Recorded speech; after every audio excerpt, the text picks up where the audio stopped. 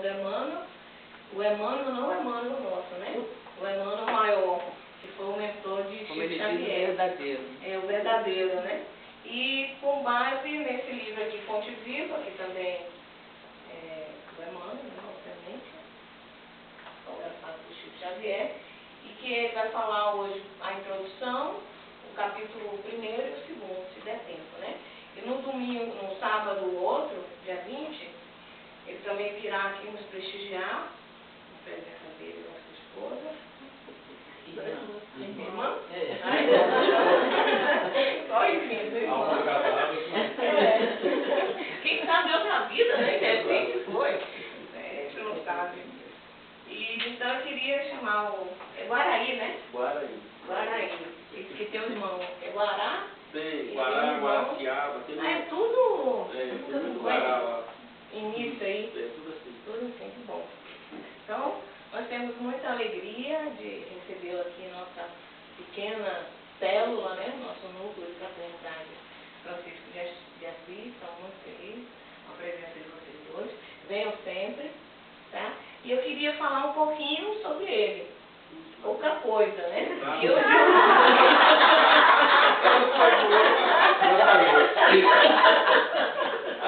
Não foi por acaso. Ouvi um passarinho me soprou. Bom, ele é o... Seja caridoso, fala só as coisas boas.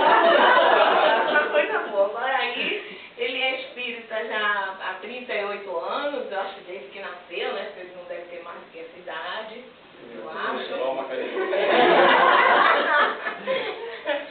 Ele é enfermeiro da Secretaria de Saúde do GDF, nós também temos uma colega enfermeira ali, se precisar trocar alguma figurinha, a Cris. Né?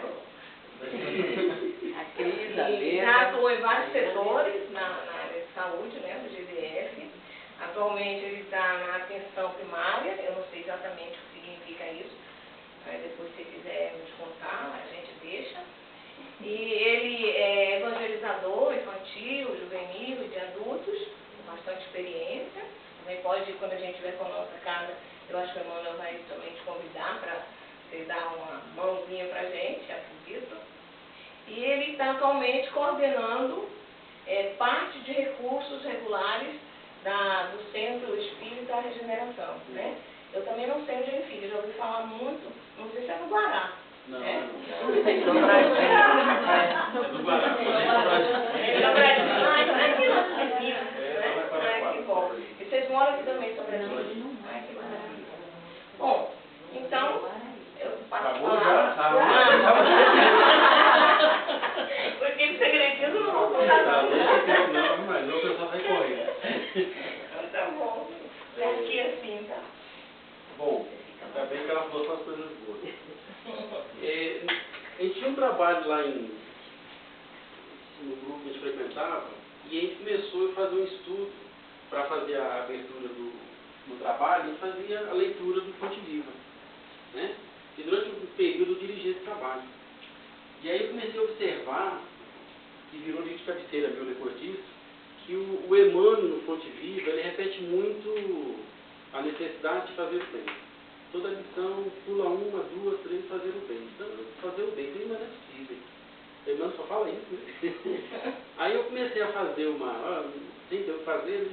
A mente nossa fica vagueando. Eu comecei a ver das 180 lições, comecei a ler e anotar aquelas que eles falavam fazer o bem. Para saber a porcentagem de lições das 180 que ele falava fazer o bem.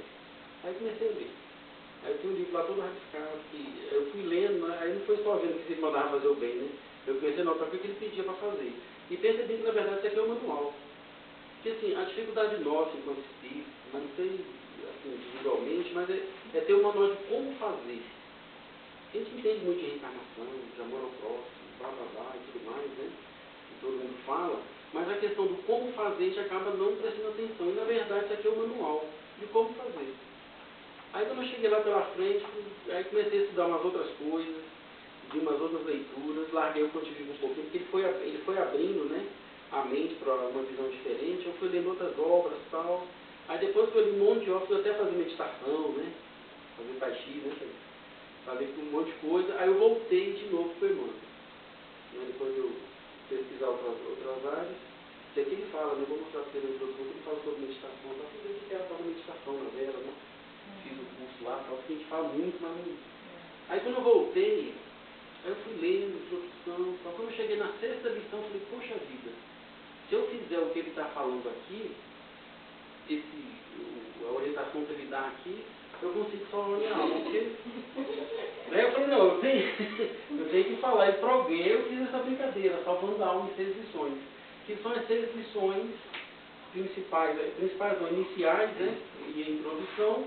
E se a gente fizer isso, não precisa ler mais nem meu livro. Aí eu parei de ler o livro e comecei a dar as palestras, a montar, na verdade, né. Aí eu estou testando, na verdade é um curso que eu estava pensando em dar, e acabou que, aí eu fui convidado para alguns grupos para dar palestra. Aí eu estou testando para ver se fica legal, mas falta só a 5ª e 6ª aula. Por isso que eu não vou fazer esses dois, também não dá tempo de primeira conversa, tá? Então a brincadeira é essa, se a gente chegar até, igual você falou aqui no começo, né? Se a gente conseguir chegar e fazer até a 6ª lição, nós estamos salvos. Aquela salvação que todo mundo quer, né? Todo mundo quer morrer, mas ninguém quer ir para o céu, né? Como é que é? Todo mundo quer ir para o céu, mas ninguém quer morrer. Tá? Então é sobre isso que a gente vai falar. Então na verdade não é uma palestra clássica, a gente vai bater papo. Porque assim, eu fiquei com medo quando ela foi me apresentar, porque eu vou pegar os nossos defeitos, tem que estar tudo do mesmo jeito, né? Assim, ninguém é melhor que ninguém. Se eu fosse melhor que alguém, eu não estava aqui. Já tinha desencarnado, já estava lá como mentor do Emmanuel. Quem sabe? Mas não. Então, a gente vai bater um papo, a gente vai lendo devagarinho, comentando, aí, aberto para quem quiser perguntar, discordar, dar ideia diferente. Aí só tem que controlar o tempo. Aí você me avisa quando for faltar o tempo passo, né? E se deixar eu converso até meia-noite. Certo? Aí eu livrei ele. Quer apagar a minha luz? Você apaga aqui? Pode. É de baixo. Não pode nem saber, né? Não, deixa eu mostrar você. Aí está botando a foto. Aí na introdução. Vamos começar na introdução. Vai lendo, comentando, né? Falando. Aceitando perfeitamente as bases científicas e filosóficas em que repousam no princípio, as quais nos ensinam a adquirir fé raciocinada, capaz de encarar a razão face a face. Essa questão da fé raciocinada é interessante porque no nosso nível mental a gente só vai conseguir entender ou fazer as coisas depois que entender. Então por isso a doutrina fala tanto de estudar. Enquanto a gente não entender, entendi. Aí vai começar a fazer. Fora disso, qual é a ordem geral de Kardec? Espírita, amai e instruir. Amor, lei geral. Quem não amar, esquece. E na verdade ninguém ama, né? Assim, a gente ama, assim, a gente se ama. Que a nossa natureza é egoísta, né? Então o egoísmo sabe ter que o amor voltado para você mesmo. Agora a questão do amor para fora é muito complicado. A gente acha que ama. Eu faço para você, mas se você não fizer de volta para mim, eu vou ficar com raiva. A gente acaba fazendo, só querendo o retorno, né? A maioria dos casais é isso, né? Eu te amo, mas se você deixar de me amar, o negócio vai ficar feio. Aí começa as confusões, né? É aquele amor que... Então assim, a gente vai refletindo sobre isso e acaba chegando à conclusão de que primeiro ele vai ter que raciocinar. É o padrão do planeta. Aí a gente vai ter que, então, condições de encarar a razão face a face, não quer raciocinar. Contudo, sobre semelhantes alicerces, vemos-la ainda sempre em sua condição de cristianismo restaurado, né? Porque o próprio Espírito falou muito disso, né? Que é o cristianismo meio de Cristo, restaurado, quer dizer, as bases doutrinárias nossas é a revisão do cristianismo. Aperfeiçoando alma, por isso, né? Emmanuel é um poeta, né? A gente vai lendo o livro dele, assim, uma coisa complexa, uma mensagem dele que realmente é capaz de salvar a alma. O problema é que a gente não atenta para isso. Então, aperfeiçoando a alma e renovando a vida na Terra. Legal, né? À medida que a gente vai fazendo isso, a questão do exemplo, de as pessoas que nos observam, né? Não sei se vocês sofrem desse problema, as pessoas acabam falando, sabia que você é espírita, porque tem o comportamento que você tem, né? Você acaba fazendo a reforma interior e influenciando os outros. Para a vitória do infinito bem. Tá? Sob a égide de Cristo, nosso divino mestre Senhor. Tá? Então, condição de cristianismo restaurado, no aperfeiçoamento das almas, e é para isso que serve a doutrina, para que o bem possa vencer sempre. Tá? E principalmente o bem na gente. A gente fica muito preocupado, né? Eu vou fazer caridade para ajudar os outros, ajudar o trabalho, não sei o quê, e esquece o principal que tem que fazer. fazer para você, por isso que é o manual, que é pessoal. A gente fica muito preocupado com os outros e esquece de fazer a nossa reforma. A gente tem que se preocupar com os outros no sentido de auxiliar, de se doar, de ser o máximo que a gente puder dos outros. E lembrando que a gente não tem que cobrar nada de volta, que é a coisa mais difícil. E a gente pode, o pessoal fala muito isso, mas eu vou me doar, eu vou me esquecer de mim mesmo. Não tem problema não, porque a nossa natureza já é egoísta. Se você fizer isso e se esquecer de você, que você não vai conseguir fazer isso, tá ótimo, porque pelo menos já nem cessou, eu sofri porque eu me doei, ninguém me deu valor, ótimo. Mas pelo menos já está começando a se doar. Certo? Você vê um teste bem rápido, que eu gosto de falar muito assim, que ajuda a pessoa sem nenhum interesse. A gente aqui é todo mundo espírita, caridoso, né? Quem aqui não gosta de fazer caridade? Aí a pessoa não fala obrigado. O que a gente fala? Nem agradecer. Nem agradecer. Não é? Quer dizer, a gente está ajudando, esperando a pessoa falar muito obrigado. Ainda fala assim, tá vendo? Que mal educado. Nem para falar obrigado. Eu não quero nada em volta. Eu só quero que fale obrigado. Também não ajuda mais. Então, assim, esses detalhes que a gente acaba passando na vida, mas, poxa, então, qual é o macete? Ajuda e sai correndo. Porque se a pessoa agradecer, não, cara, eu vou te doar um livro. Aí você pega o livro, dá para a pessoa e fala, peraí, não fala nada não, e corre. Porque se a pessoa agradecer, você sentir prazer no agradecimento que a pessoa está fazendo, você já foi pago pela sua ação. Quando você desencarnar, não tem nada para prestar conta. É só esse detalhe que eu muito obrigado. Como é que pode? Nem para falar obrigado. Quer dizer, você está esperando um retorno. E se você quer ver se sua caridade realmente está em alto padrão, é só lembrar da sua sogra. E dependendo do sentimento que você tem, aí você vai saber qual é o seu nível evolutivo. Sogra, cunhado, esse pessoal da família, né? Tá bom? Então, assim, está brincando, mas é para a gente relaxar, não sei se estão pensando todo mundo sério aí, vamos dizer agora que é leve. O apóstolo da codificação não desconhecia o elevado mandato relativamente aos princípios que compilava. Né? Porque Kardec, eu vejo muita gente falar, mas assim, toda vez que eu volto para ler lá, Evangelho, Livro dos Espíritos, gente do céu, tem isso aqui, aí eu volto de novo, aí tem isso aqui, toda vez parece um livro novo. Então Kardec, o padrão dele era altíssimo, né? Imagino o que ele deve ter passado e a evolução dele, a gente não tem noção da evolução de Kardec na hora que ele selecionou aquele material lá, porque toda vez que você volta, está aqui no Evangelho, tudo está no Evangelho ou no Livro dos Espíritos, tudo que você quiser. O que falta para a gente, na verdade, é estudar direito e prestar atenção. E à medida que você vai, igual essa experiência que eu tive, vai para outras obras, quando volta, pô, a irmã não falava a mesma coisa que não sei quem, que outro autor, eu falei, gente do céu, como é que eu estou ignorante? Cada dia que passa eu estou mais ignorante. Então, Kardec tem essa plena visão, né? E por isso mesmo, desde a primeira hora, preocupou-se com os impositivos morais, de que a nova revelação se reveste. Mas aqui ele fala lá, né? Que assim, os temas polêmicos do Evangelho dele não colocou, só colocou a parte moral. Se melhorou a moral, o resto é detalhe. Se é científico, se é filósofo, melhorou a moral, isso aí passa, você nem esquenta a cabeça com isso. Tá certo? Tendo salientado que as consequências do espiritismo se resumem em melhorar o homem, e por conseguinte torná-lo menos infeliz, pela prática da mais pura moral evangélica. Olha só, gente. Quem aqui é feliz? Eu falo para pensar, a gente tem momentos de felicidade. Nem sempre a felicidade a gente acha que é. Mas na verdade somos todos infelizes. Não é assim que for olhar, na verdade, no nosso dia a dia. Você pode ficar feliz dizendo, sei lá, é isso, nem eu, mas eu fico em passagem do ano, na festa de Natal, nem isso, mas é tanta coisa que você fazer, tem que vir na família de não sei quem, tem que fazer não sei quem, fazer isso, matar o pau, coitado do peru, e faz comida e não sei o que. A pior fase da vida para mim é o dia 24 e dia 2 de janeiro.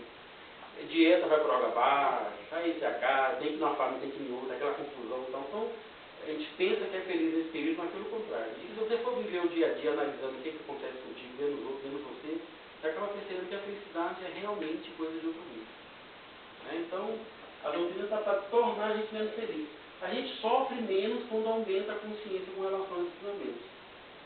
Né? Você sabe que você é perfeito, Por isso que eu fiquei com medo quando ela foi me apresentar. Eu falei, não, já sei que eu sou perfeito, eu vou brincar, né? Mas se ela qualquer dessa, ela me viu, às vezes ela me viu na rua, andando, fazendo alguma coisa, vai falar, eu sou eu mesmo. Não preocupa não, porque ele está no caminho. Mas porque que a felicidade realmente não é daqui, tá?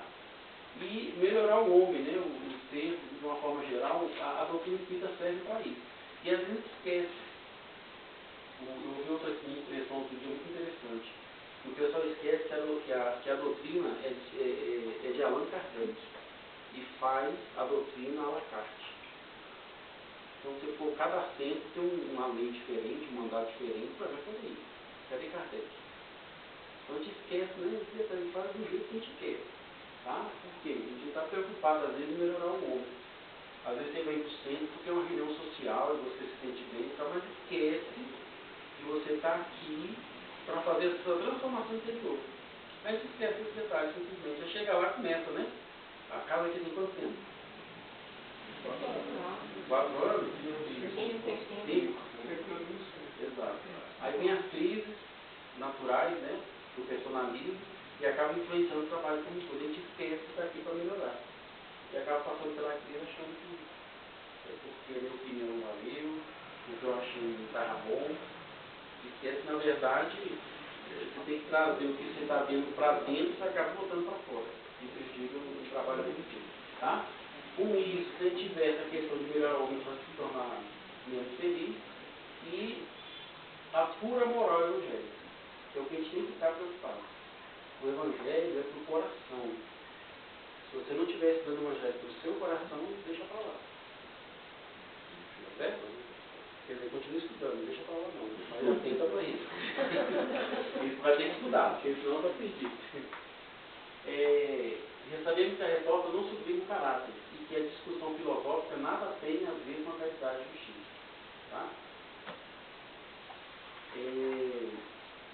A discussão filosófica, ela tem que ter, né?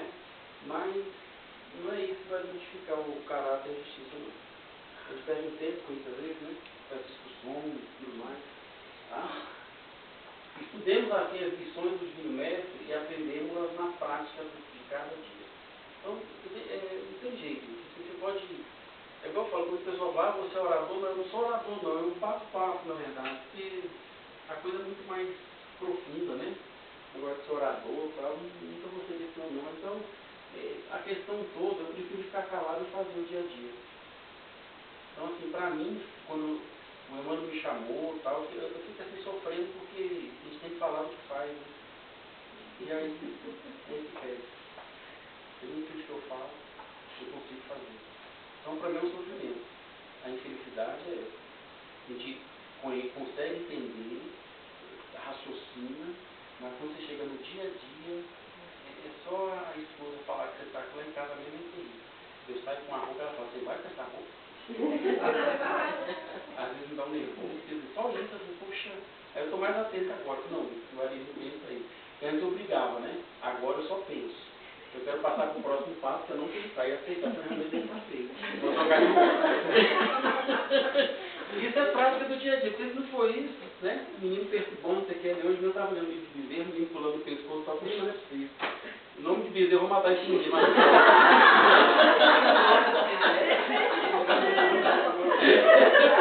ela fala que bezerro foi excelente pai. Eu falei, não, eu larguei o livro e fui brincar com o menino.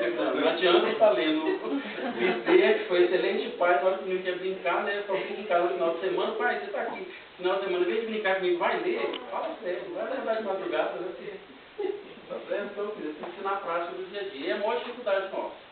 Porque falar é fácil, dar exemplo é bonito, tal, não sei o quê, mas na hora da prática do dia a dia, aí tem que lembrar, eu sou infeliz.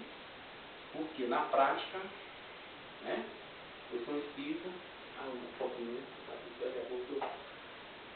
Bom, você calcula o tempo aí, já viu, né? Porque eu não saí nem da introdução ainda. Aí você vai ter que vir mais vezes. Ixi, Maria, a meta que eu estou lá no centro de lá, que eu estou na 4ª aula, eu tenho que voltar mais cedo, não tem problema não. A morte... a todos nos reunirá. Então, gente, isso aqui é outra coisa legal. Eu fui dar palestra no centro e a senhora, muito caridosa, o pessoal uma excelente. Quando chegou na hora de ela fazer essa abertura, tinha acontecido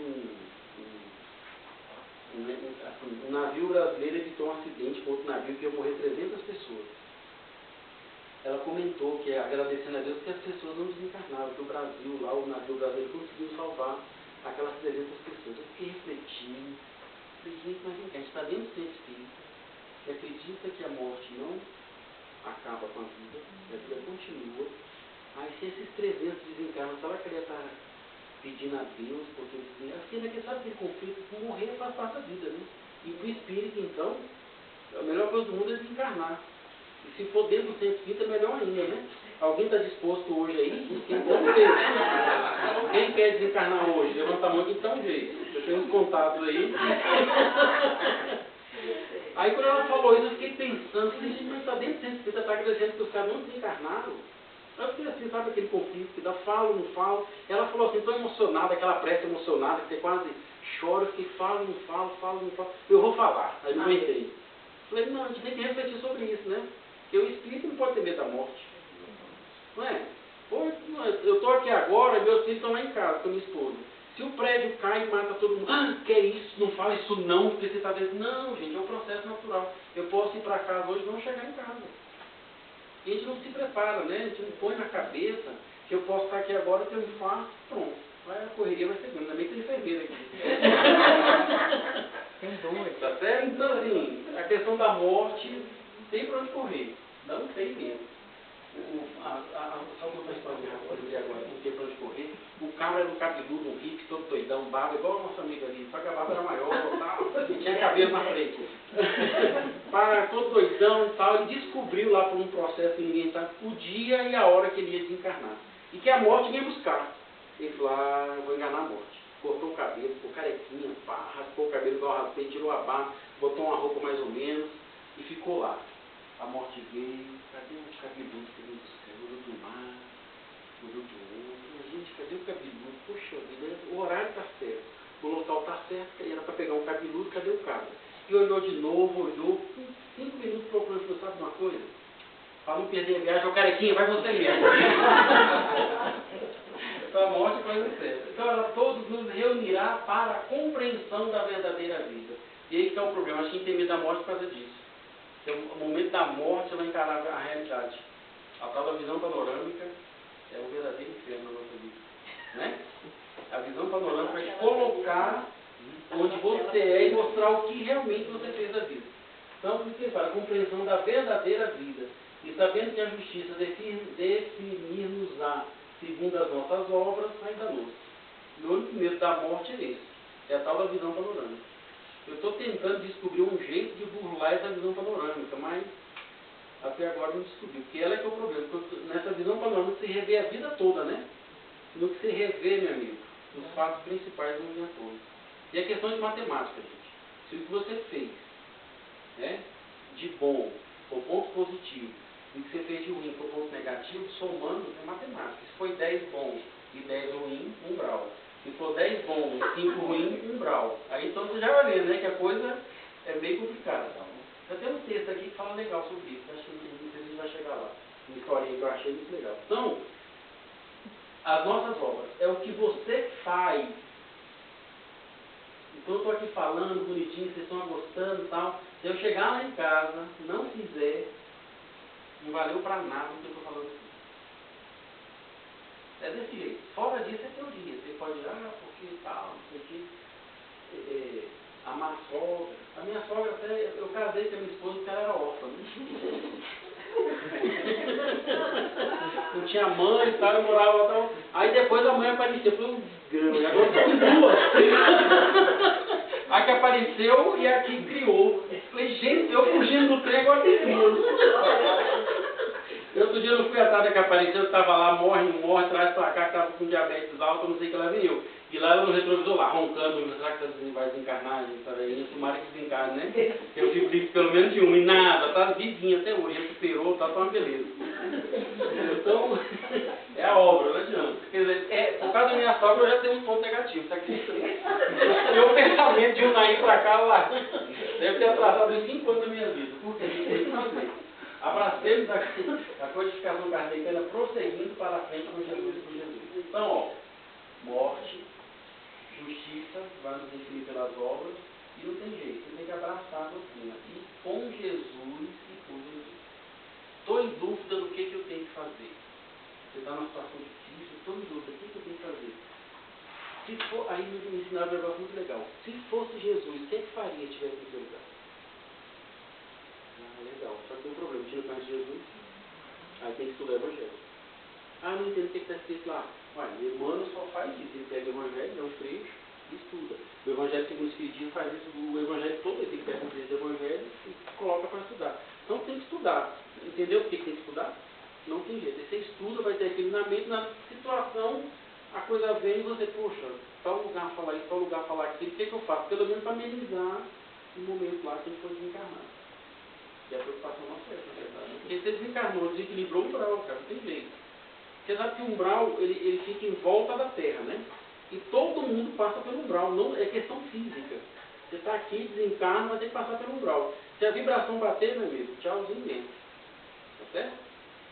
Não pode correr, não. Tá lá. Se o imã puxar, tu fica. Por quê? A vibração. Tá? Aí você pega aquele vídeo que o Emmanuel fala, o André Luiz conta, né? Aqueles vídeos que desencarnam, vai embora, aí passa pelo umbral, ó. Tchauzinho. Tem os nomes que passam e fica preso, porque é questão vibratória. Tá? Por isso tem que ser com Jesus e por Jesus. Então não adianta nada você pegar a codificação e achar ali, mas a nossa base é sempre Jesus. Ok? Isso é a introdução. Agora a gente vai começar as lições, que eu mando ao livro o segundo da tradução. Capítulo 1 é antes da lição, ele pega a passagem de Paulo, na segunda carta que Paulo manda a Timóteo, capítulo 2, versículo 7. Considero que te digo, porque o Senhor te dará entendimento. Olha só que legal, né? Paulo falando lá para Timóteo, que era um jovem, né? Orientado. Todo mundo sabe dessa carta de Paulo? Porque Paulo, vocês conhecem a vida de Paulo também? Não. Paulo chamava Saulo, todo mundo sabe disso, não, né? Ele era o doutor da lei. Doutor da lei é tipo o que hoje? Vamos botar uma comparação aí.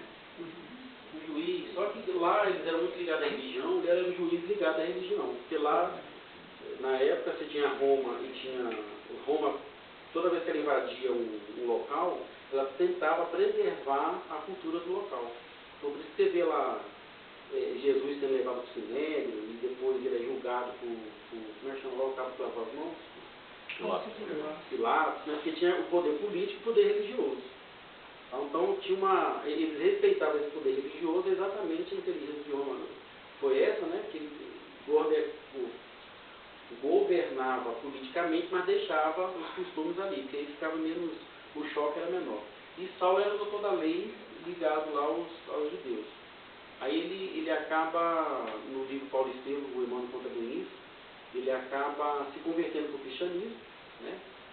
E ele troca de nome para Paulo, em homenagem a um patrício que salvou a vida dele, o cara em retribuição evitou que ele fosse ficava lá na galera trabalhando e liberou ele, mesmo doente, ele consegue se recuperar lá na casa do caminho onde Pedro cuidava.